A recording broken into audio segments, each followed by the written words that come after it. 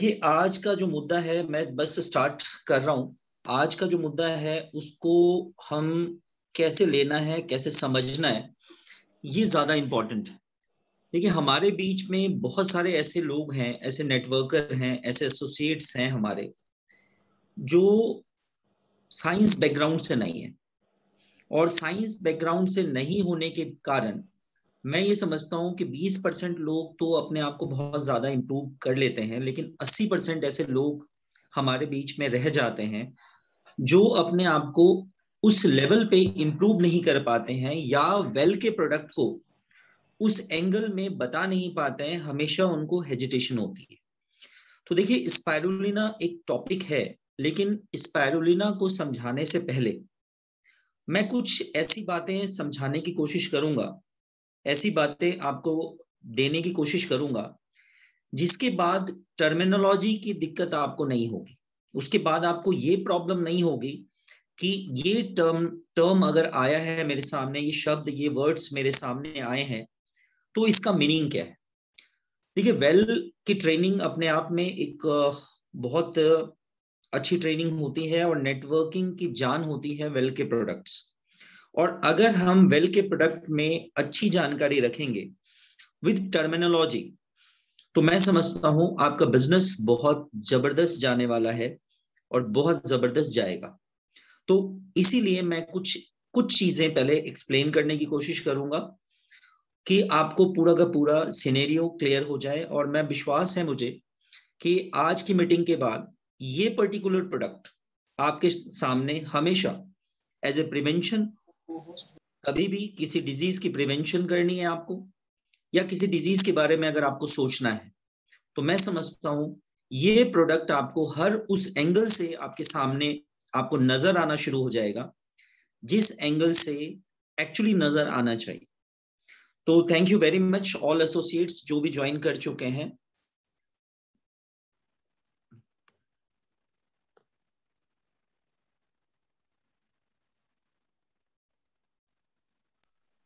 मैं screen share कर रहा हूं आपके साथ।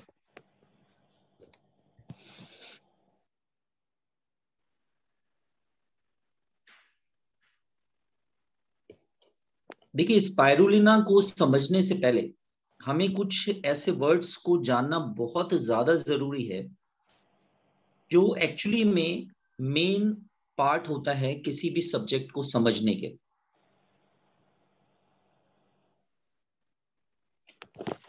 उसमें से पहला वर्ड हमारे सामने, मैं स्पाइरुलिना को एक्सप्लेन करूं उससे पहले मैं एक वर्ड को आपके सामने एक्सप्लेन करना चाहूंगा।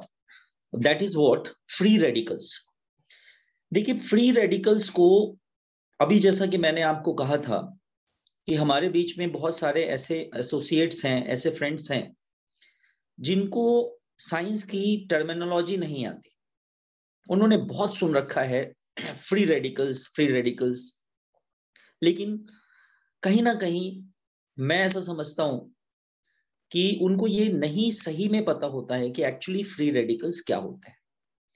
तो मैं आपको बहुत ही जर्नल एक एग्जांपल से समझाना चाहता हूँ फ्री रेडिकल क्या होता है।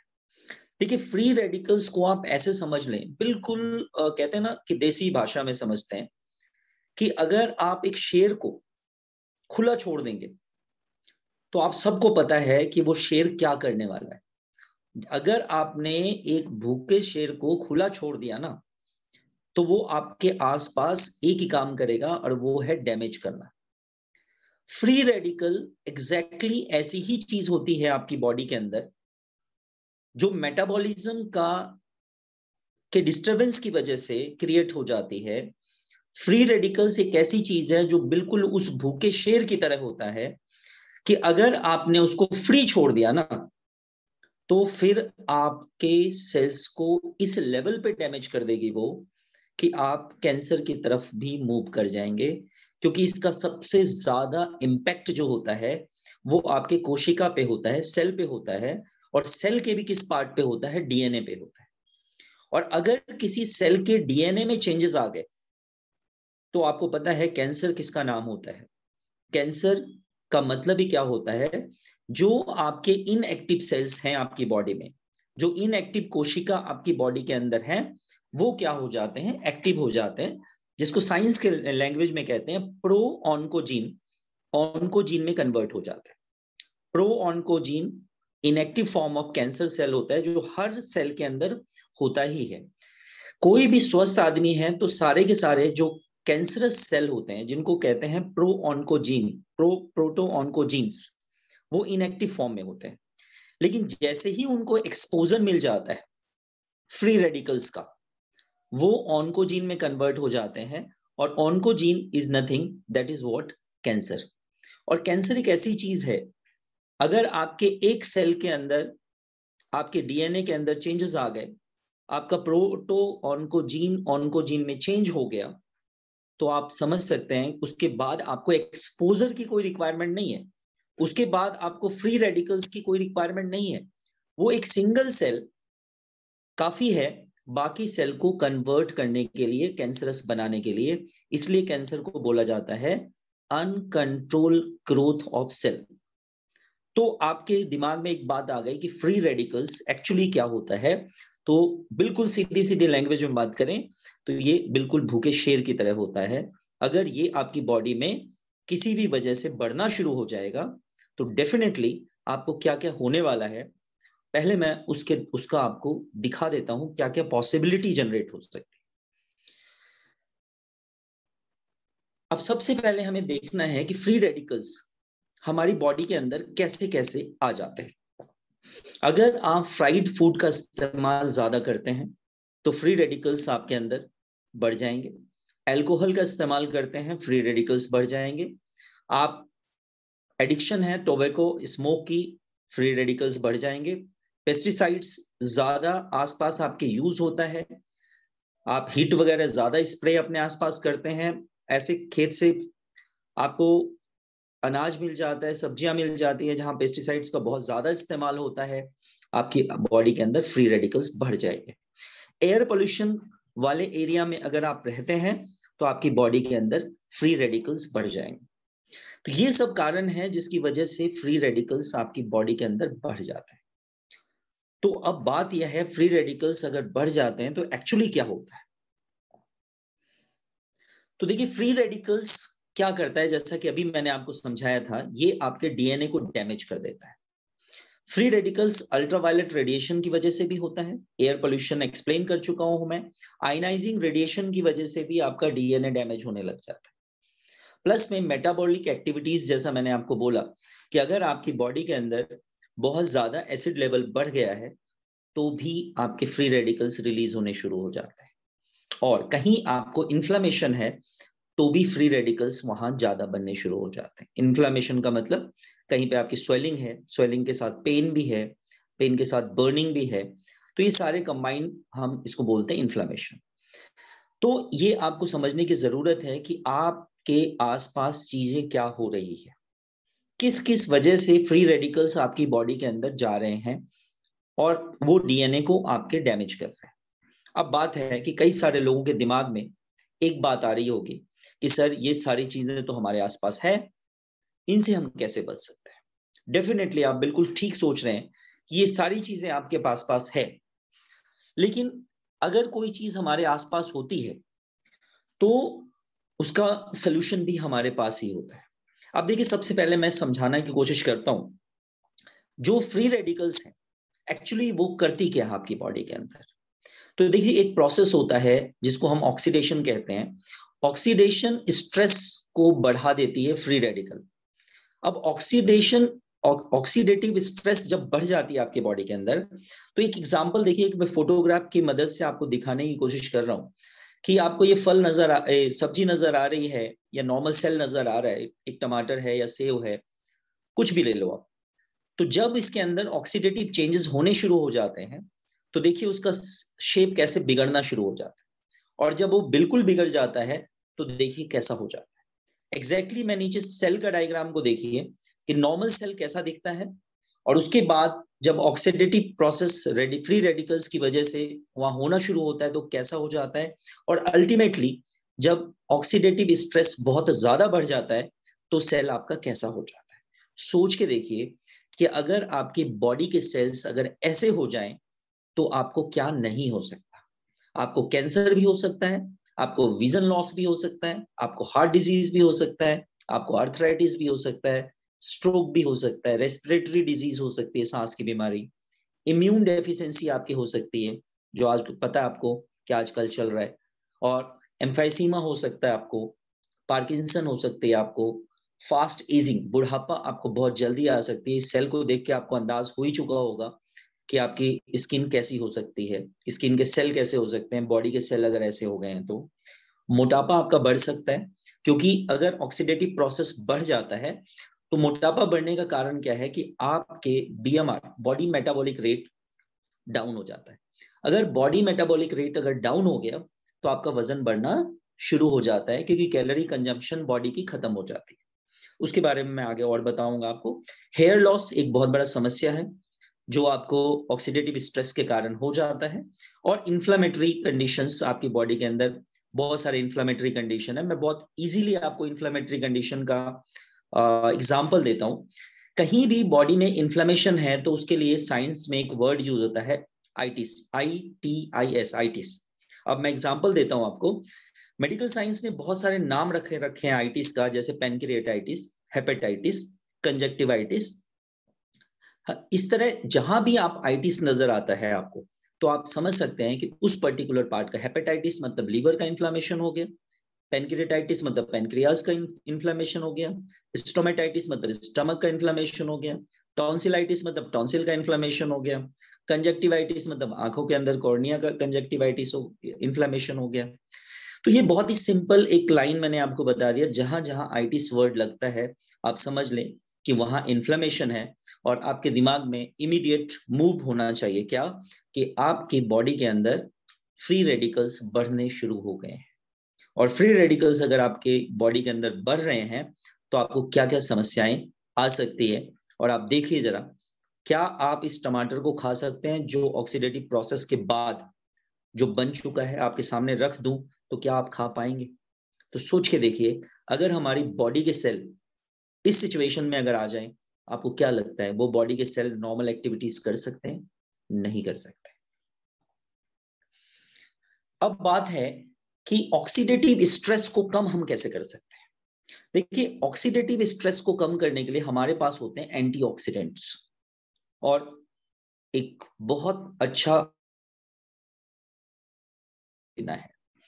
तो स्पाइरुलिना को समझाने से पहले, इसीलिए मैंने एक बैकग्राउंड बनाने की कोशिश करी कि आप स्पाइरुलिना को किस एंगल से देखें, किस एंगल से आप उस स्पाइरुलिना को समझें। देखिए, फ्री रेडिकल्स में क्या मतलब होता है, फ्री रेडिकल्स का मतलब क्या होता है। अभी मैंने कहा एक भूखा शेर फ्री है। देखिए, एक है शेर जिसको आपने पिंजरे में बांध रखा है, या आपने जंजीरों से बांध रखा है। आप देखिए लेफ्ट साइड के डायग्राम को आप ध्यान से देखिए, वहां एक चीज आपको नजर आ रही है कि सारे जो वायलेट कलर के से आपको इलेक्ट्रॉन्स नजर आ रहे हैं, एक पर्टिकुलर पॉइंट था जहां पे एक फ्री रेडिकल्स वहां से मिसिंग है। मिसिंग का मतलब बॉडी में कहीं वो फ्री रेडिकल के फॉर्म में घूम रहा है।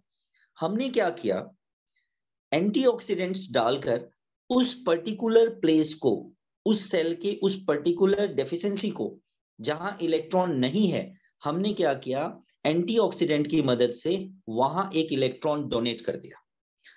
अब देख, आप समझ सकते हैं, बड़ी सिंपल भाषा है कि अगर कहीं कोई कमी है और अगर उस कमी को आप पूरी कर देते हैं तो ऑब्वियसली उछल कूद मच कम हो जाएगा। जैसे मैंने कहा, एक खुला शेर है, भूखा है, और अगर आप उसको खाना दे देते हैं तो उसके सामने से अगर आप कुछ निकाल भी देंगे ना, एक बंदे को भी, लेकिन अगर उसका पेट फुल है तो आप उस पर वो अटैक नहीं करेगा।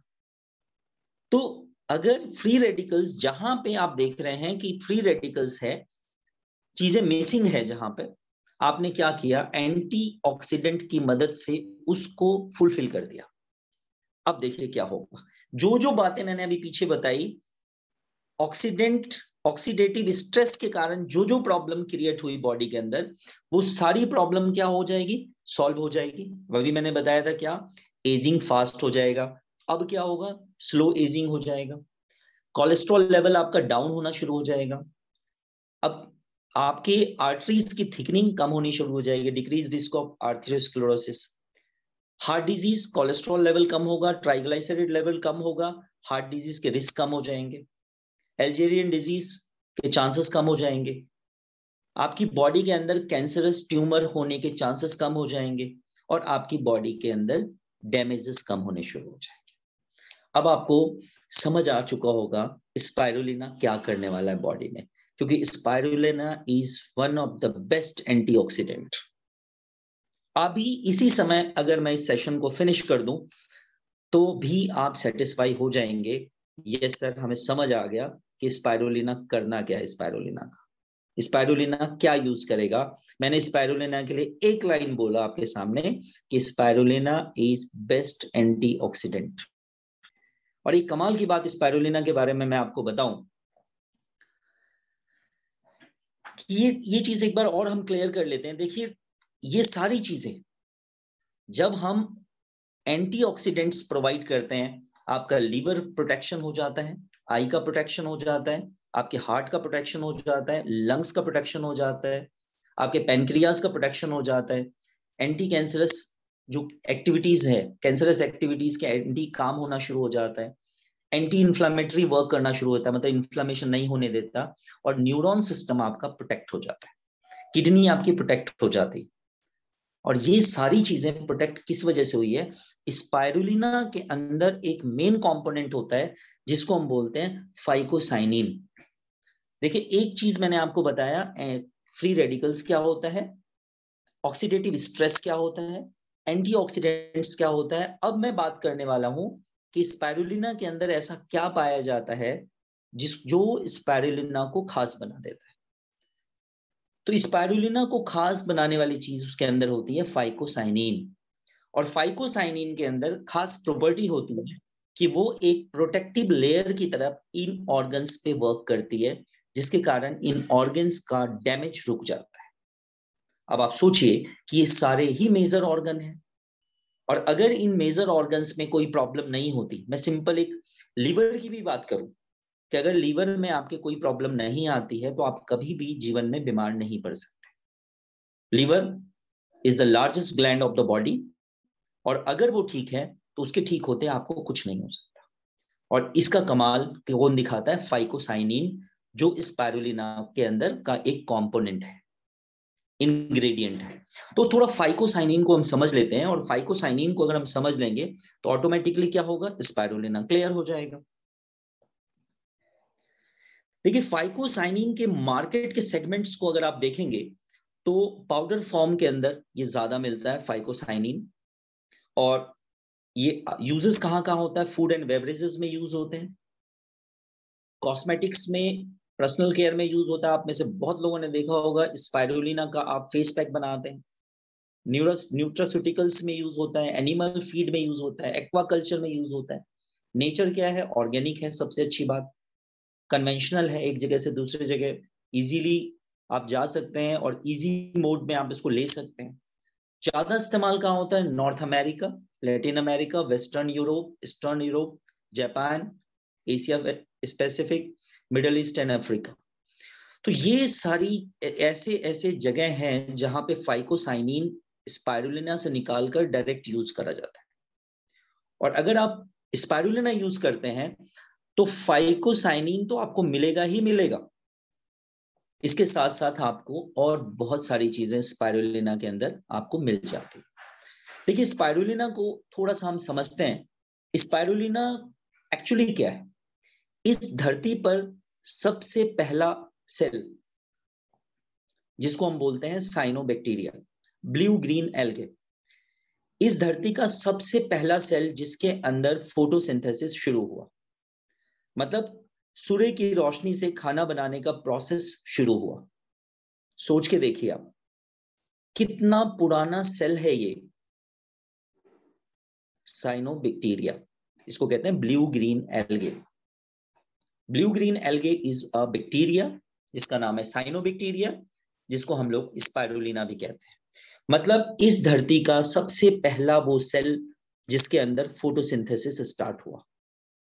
और आप सोच सकते हैं इस धरती का पहला सेल जो बना, जिसके बाद आप सब बने, क्योंकि अगर हम ऑर्गेनिक एवोल्यूशन की बात करें तो छोटी चीजों से ही हम बने।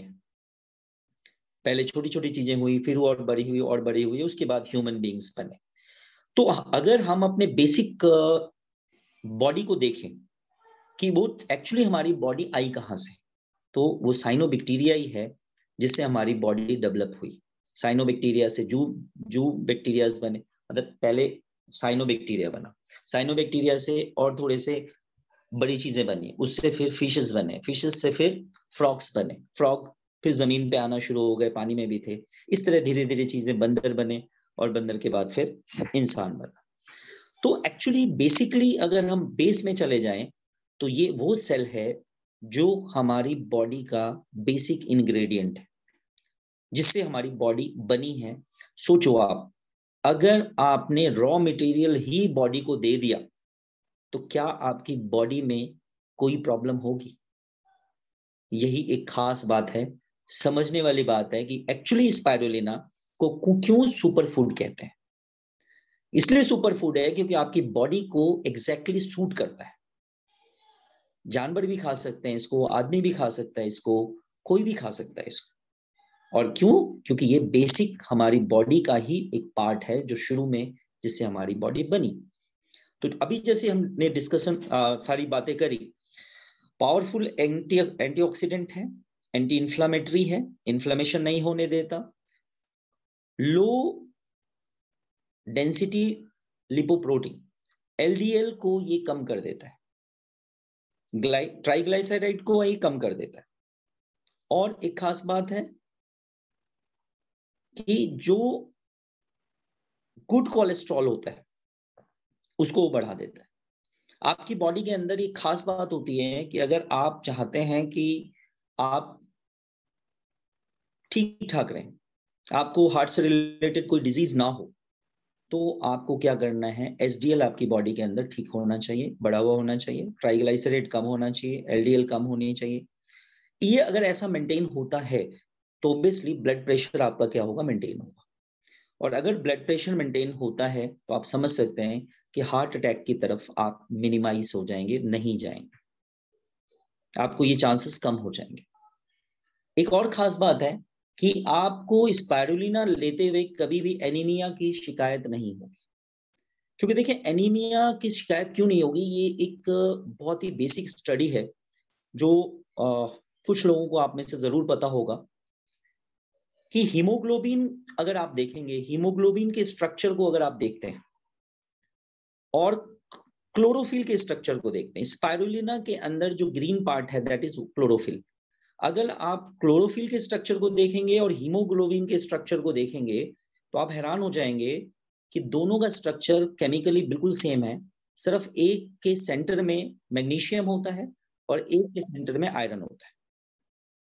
तो आप सोचिए कि अगर स्पाइरुलिना आप खा रहे हो तो एग्जैक्टली आपकी बॉडी के अंदर हीमोग्लोबिन आपकी बॉडी के अंदर है, हीमोग्लोबिन कम होने की वजह से आपको क्या हो जाता है, एनीमिया।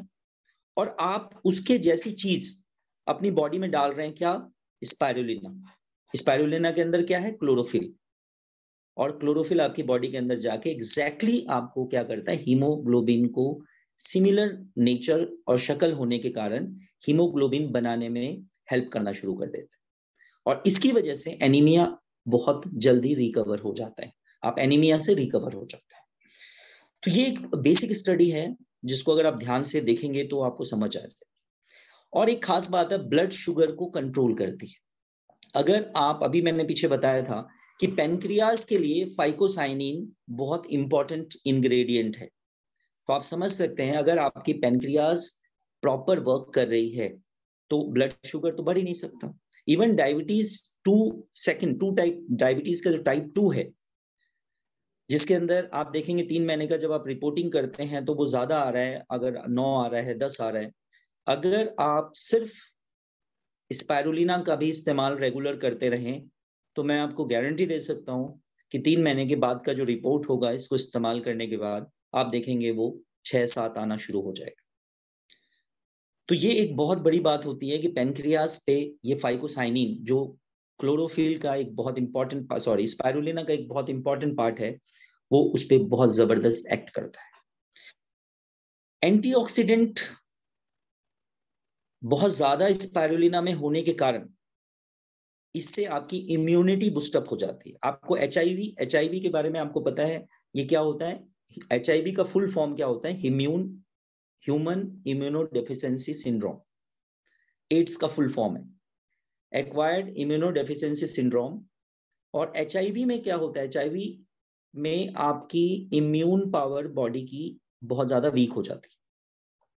अब सोचिए कि अगर आपकी इम्यून पावर बहुत ज्यादा वीक हो गई है और आप एड्स जैसी बीमारी से सफर कर रहे हैं सपोज, तो आपको एक चीज खास बता देता हूं एड्स के बारे में कि ऐसा देखा गया है कि एड्स के कारण लोग कम मरते हैं, लेकिन आपकी एड्स में इम्यून पावर इतनी कम हो जाती है कि आप अदर बीमारी की वजह से मर जाते हैं।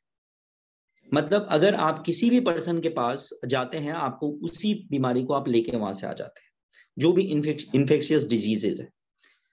तो स्पाइरुलिना में एक खास बात है कि ये आपके इम्यून पावर को बहुत जबरदस्त इंप्रूव कर देता है, ये आपके इम्यून पावर को पावरफुल बना देता है। और आज आपको पता है कि आज का जो समय चल रहा है उसमें सबसे ज्यादा इम्यूनिटी को स्ट्रॉन्ग करने की जरूरत है। इसके अलावा एलिमिनेट्स कैंडिडा, ये एक फ्लोरा होता है इंटेस्टाइन में, कैंडिडा का एक फ्लोरा होता है, एक फ्लोर बन जाता है इंटेस्टाइन के अंदर, जो आपके डाइजेशन को डिस्टर्ब करना शुरू कर देता है। एक बैक्टीरियल फ्लोर होता है, बेड बैक्टीरियाज होते हैं जो इंटेस्टाइन में आपको प्रॉब्लम क्रिएट करना शुरू कर देते हैं। You are suffer from metabolic diseases, आपको डाइजेशन रिलेटेड प्रॉब्लम होने लगती है। तो ये स्पाइरुलिना क्या करता है? उस बैक्टीरियल फ्लोर को, उस बैक्टीरियल सरफेस को वहां से हटा देती है। ये एक स्पाइरुलिना के साथ एक खास बात होती है। और देखिए अभी जैसा कि मैं बता रहा था कि स्पाइरुलिना के अंदर एंटीऑक्सीडेंट होने की वजह से आपके बॉडी मेटाबॉलिक रेट बीएमआर को बढ़ा देती है। जब बॉडी मेटाबॉलिक रेट बढ़ जाता है तो आप क्या देखेंगे? आपके अंदर जो कार्बोहाइड्रेट है उसका कंजम्पशन बढ़ना शुरू हो जाता है, मतलब वो उसका यूज होना शुरू हो जाता है। और जब बीएमआर आपका ज्यादा होता है तो आप ज्यादा एक्टिव भी होते हैं, क्योंकि एनर्जी लेवल आपका बना रहता है, क्योंकि कार्बोहाइड्रेट क्या होता है? यूज होना शुरू हो जाता है। और जब कार्बोहाइड्रेट यूज होना शुरू हो जाएगा तो ऑब्वियसली कार्बोहाइड्रेट बॉडी के अंदर फैट वगैरह में जाके चेंज नहीं होगा, और आपका जब फैट में चेंज नहीं होगा तो ऑब्वियसली आपकी बॉडी का वजन नहीं बढ़ेगा। तो स्पाइरुलिना के साथ एक खास बात है, वो आपके बॉडी के वेट को मेंटेन करता है। तो आज के टाइम की सबसे ज्यादा प्रॉब्लम क्या है? ओबेसिटी की प्रॉब्लम है। तो आप सोच सकते हैं कि स्पाइरुलिना को आप कितने एंगल से देख सकते हैं। और मैं समझता हूं आज के बाद अगर मैं सफल हो पाया तो आप स्पाइरुलिना को बहुत ही तरीके से समझाकर लोगों को दे पाएंगे। अब देखिए स्पाइरुलिना में कुछ चीजें हम ऑलरेडी डील कर चुके हैं। इम्यूनिटी को बूस्टअप करता है और हैवी मेटल्स को बॉडी के अंदर से निकालता है। देखिए बहुत ही इंपॉर्टेंट चीज है कि बॉडी से हैवी मेटल्स को निकालता है। मतलब समझ सकते हैं आप कि आप कई बार आप क्या होता है कि सांस के, जब आप रेस्पिरेशन करते हैं, सांस लेते हैं, आप खाना खाते हैं, कई सारे हैवी मेटल्स आपकी बॉडी के अंदर चले जाते हैं। और बॉडी के अंदर हैवी मेटल्स जाने की वजह से आपके लीवर और किडनी पे सबसे ज्यादा आपको प्रॉब्लम होती है। और एक खास बात आपको बताता हूँ, कई बार हम लोग बहुत लॉन्ग 3 4 5 दिन का फास्टिंग रख लेते हैं। अगर आपने 3 4 5 दिन का फास्टिंग रख लिया है, उस दौरान आपने कुछ खाया नहीं, और नहीं खाने की वजह से जितना रेस्पिरेशन के थ्रू हैवी मेटल्स बॉडी के अंदर गया वो सबका सब बॉडी के अंदर स्टोर हो जाता है। क्योंकि हैवी मेटल्स को निकालने के लिए आयरन एक इंपॉर्टेंट कंपोनेंट है जो स्पाइरुलिना में बहुत ज्यादा होता है। तो आप समझ सकते हैं कि आपके अंदर हैवी मेटल्स अगर इकट्ठे हो गए तो हैवी मेटल्स की वजह से सबसे ज्यादा लीवर फेल, किडनी फेल और कैंसर होने के चांसेस होते हैं। तो ये आपको ध्यान रखने की जरूरत है। और एक बहुत अच्छी बात मैं आपको बताऊं, अभी जैसा आपने देखा एजिंग को ये क्या करता है? स्टॉप करता है, स्लो करता है।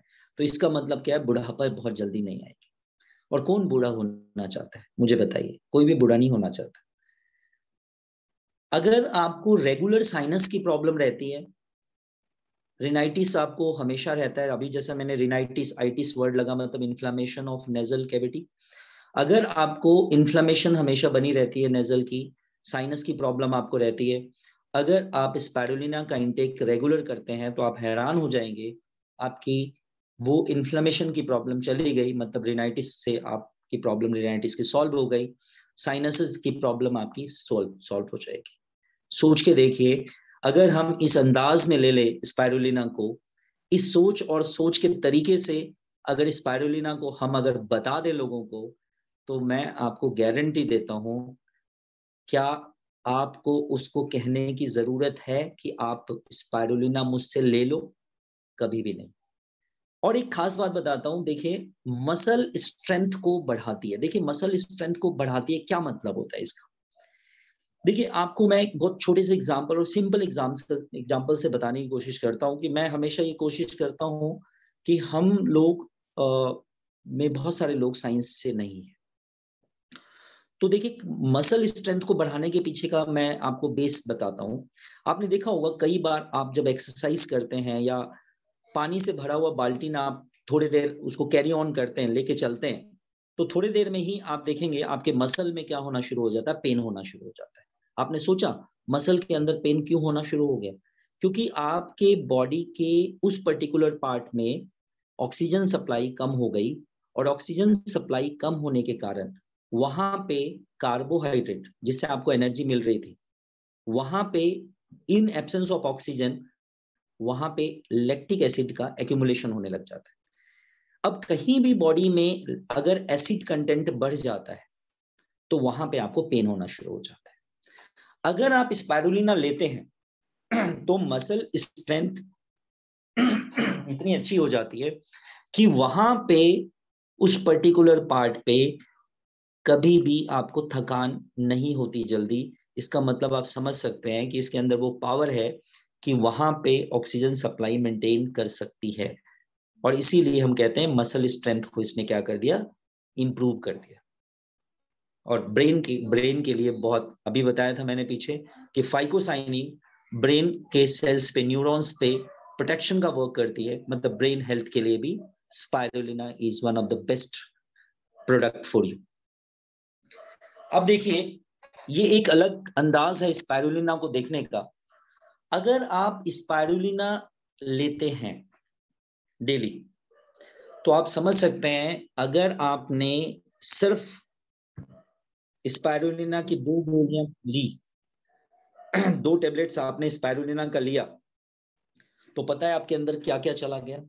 आपके अंदर गया 25 ग्राम कैरेट, 30 ग्राम फिश, 27 मतलब 27.5 apple, 1/4 kg of green pea, half banana, 150 gram टमाटर, strawberry, half strawberry, 300 gram chicken, 2 kg cabbage, half bread, 3 gram pumpkin, half capsicum, 1 lemon, 10 gram grapes, 150 gram rice, 20 gram आलू, और 300 मिलीलीटर मिल्क, और 1 egg.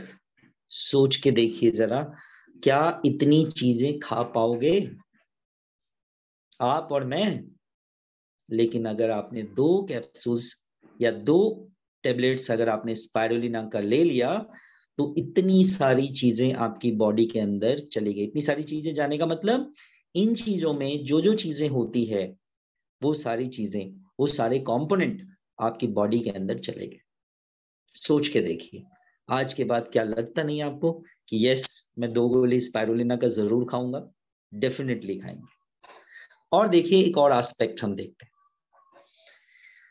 अगर मैं spirulina को बोलूं कि spirulina अगर आप लेते हैं तो नॉर्मल पालक से जितना आयरन आपको मिलता है, उससे 56 टाइम्स ज्यादा आयरन आपको स्पाइरुलिना से मिलता है। क्लोरोफिल ए व्हीट ग्रास से 30 गुना ज्यादा मिलता है। मैं यहाँ थोड़ा सा एक्सप्लेन करना चाहूंगा क्लोरोफिल को। अभी मैंने आपको पीछे समझाया कि वो आपका क्या करती है, बिल्कुल क्लोरोफिल आपका बिल्कुल एग्जैक्टली हीमोग्लोबिन की तरह होता है, और आपके एनीमिया के लिए, आपको एनीमिया से आपको दूर करती है। एक और बात बताता हूँ, अगर किसी के पसीने में बहुत ज्यादा बदबू आती है, पैर के पसीने से, हाथ के पसीने से, जुराब में बदबू आ जाती है, जूतों में बदबू आ जाती है, chlorophyll is one of the best product for the person. और व्हीट ग्रास से 30 गुना ज्यादा क्लोरोफिल किसमें है? स्पाइरुलिना में। बीटा कैरोटीन जो कि गाजर में सबसे ज्यादा पाया जाता है, उससे 25 गुना ज्यादा बीटा कैरोटीन है, जो आपकी आंखों के लिए जबरदस्त चीज है। दूध से 5 गुना ज्यादा प्रोटीन है, और प्राइम रोज ऑयल से 3 गुना ज्यादा गामा लिनोलेनिक एसिड है, GLA 3 गुना ज्यादा है। और अगर मैं लीवर्स की बात करूं तो लीवर को अगर आप कोई बंदा नॉन वेजिटेरियन है, वो लीवर खा रहा है, तो उससे 2.5 गुना ज्यादा विटामिन B12 इसके अंदर पाया जाता है। सोच के देखिए आप कि बहुत सारे लोगों को ये समस्या है, वो कहते हैं हम तो रेड मीट नहीं खाते, तो हमारे अंदर विटामिन B12 कहाँ से जाएगा? देखिए, अगर आप वेजिटेरियन है तो आप समझ सकते हैं आज के बाद कि आपके पास क्या प्रोडक्ट है, आपको क्या जरूरत है ये चीजें खाने की। स्पेशली नॉनवेज की जरूरत आपको नहीं पड़ेगी, आप वेजिटेरियन होके खुश हो सकते हैं। मैं ये नहीं बोलूंगा कि जो नॉन वेजिटेरियन है वो नॉनवेज ना खाए, मैं उनके बारे में बात कर रहा हूं जो वो मीट मांस नहीं खा सकते, उसके लिए स्पाइरुलिना उससे ज्यादा चीजें आपको प्रोवाइड कर देगी। ये एक एस्पेक्ट है स्पाइरुलिना को लेने का। और चीजें देखनी है तो और चीजें हम लोग देखते हैं। कैल्शियम की बात करें तो 14 गुना ज्यादा दूध से कैल्शियम आती है। सोचिए, 1 ग्राम अगर आपने स्पाइरुलिना खाया तो आपको जितना 1 लीटर दूध से कैल्शियम मिलेगा, उससे 14 गुना ज्यादा कैल्शियम मिलेगा। जितना आपको केला खाने से पोटेशियम मिलता है, उससे 4 गुना ज्यादा पोटेशियम आपको मिलेगा। पालक का मैंने बताया, आयरन उससे 9 गुना ज्यादा है। प्रोटीन अगर योगर्ट की बात करें, दही वगैरह की बात करें, तो उससे 2 गुना ज्यादा प्रोटीन आपको मिलेगा। विटामिन ए जिसका कैरोटीन मैंने पीछे नाम बताया था, वो स्पाइरुलिना में ऑलरेडी गाजर से बहुत ज्यादा होता है। और ओट से फाइबर बहुत ज्यादा होता है। यहां एक बात और मैं आपके ऐड कर देता हूं कि अगर कोई कहीं रिक्वायरमेंट आपको होती है कि मुझे इस पर्सन को प्रोटीजिनस डाइट देना है, जैसे डायबिटीज के केसेस अगर होते हैं तो वहां आपको प्रोटीन डाइट देने की जरूरत पड़ती है, तो आपके पास बेस्ट उस समय एक ऑप्शन होता है स्पाइरुलिना, क्योंकि स्पाइरुलिना के अंदर बहुत ज्यादा प्रोटीन पाया जाता है, along with good amino acids, vitamin, minerals. तो आप समझ सकते हैं कि डायबिटीज के पेशेंट्स को जब हम डाइट प्लान देते हैं तो वहां सबसे ज्यादा दिक्कत आती है कि हम इसको क्या दें, और प्रोटीन का क्या ऐसा सोर्स दें जिससे उसका एमिनो एसिड बॉडी के अंदर और एसिड बॉडी के अंदर ना बढ़े। क्योंकि नॉर्मली देखा जाता है कि जैसे ही हम प्रोटीन डाइट को बढ़ाते हैं, डायबिटीज के केसेस में उनके जॉइंट पेन में प्रॉब्लम आनी शुरू होती है। वो कहते हैं जी प्रोटीन खाने से हमारे को जॉइंट में पेन होना शुरू हो जाता है। ये एक ऐसा फॉर्म है प्रोटीन का जिससे उसके जॉइंट में प्रॉब्लम नहीं होगी। तो अगर आप प्रोटीन सोर्स को सोचना चाहते हैं कभी भी, तो one of the best protein source is what? Spirulina. आप समझ गए होंगे क्या जबरदस्त चीज है आपके सामने। और एक बार मैं वापस समराइज कर देता हूं चीजों को। स्पाइरुलिना के लिए आपके इम्यून पावर को बढ़ाता है, आपको डाइजेशन आपका हेल्दी करता है, आपको एजिंग को रोकता है, ये कोल्ड कफ वगैरह को रोकता है, ये किडनी स्टोन नहीं होने देता, फाइब्रोमाइल्जिया और अर्थराइटिस आपके बॉडी के अंदर नहीं होने देता, एंटीऑक्सीडेंट की तरह वर्क करता है, प्लस में आपका वुंड्स है, घाव वगैरह है, कहीं जल गया है, उसको हील करता है, प्लस में रेड ब्लड सेल्स को ये रिप्लेस करता है। मतलब अगर रेड ब्लड सेल्स आपके बॉडी के अंदर कम है या वो वेस्ट हो रहे हैं, टूट रहे हैं, तो उसको वो रिप्लेनिश करता है। मतलब जॉन्डिस के लिए भी बहुत जबरदस्त यूजेबल आइटम है। प्लस में आपको नींद नहीं आ रही, इंसोम्निया की प्रॉब्लम है, बहुत ज्यादा थकान आपको होती है, तो one of the best product is what? Spirulina. इसके अलावा ये आपके बोन को स्ट्रॉन्ग करती है, कोलन कैंसर नहीं होने देती, जिसका वजह मैं आपको बता चुका हूं कि वो फ्लोरा जो बेड बैक्टीरिया का फ्लोरा है उसको वो वहां से हटा देती है। इसके अलावा अगर आपके दांत से खून जा रहा है, पायरिया की प्रॉब्लम है, तो पायरिया की प्रॉब्लम को सॉल्व कर देती है स्पाइरुलिना। इसके अलावा एब्डोमिनल पेन वगैरह, पैनक्रेटाइटिस वगैरह आपको नहीं होता है। तो मैं उम्मीद करता हूं कि आज स्पाइरुलिना को किस एंगल से एज ए प्रिवेंशन लेना है आपको, जिसको भी आप चाहते हैं ये सारी प्रॉब्लम्स ना हो, उसको आप स्पाइरुलिना जरूर रिकमेंड करें। Thank you very much. Thank you.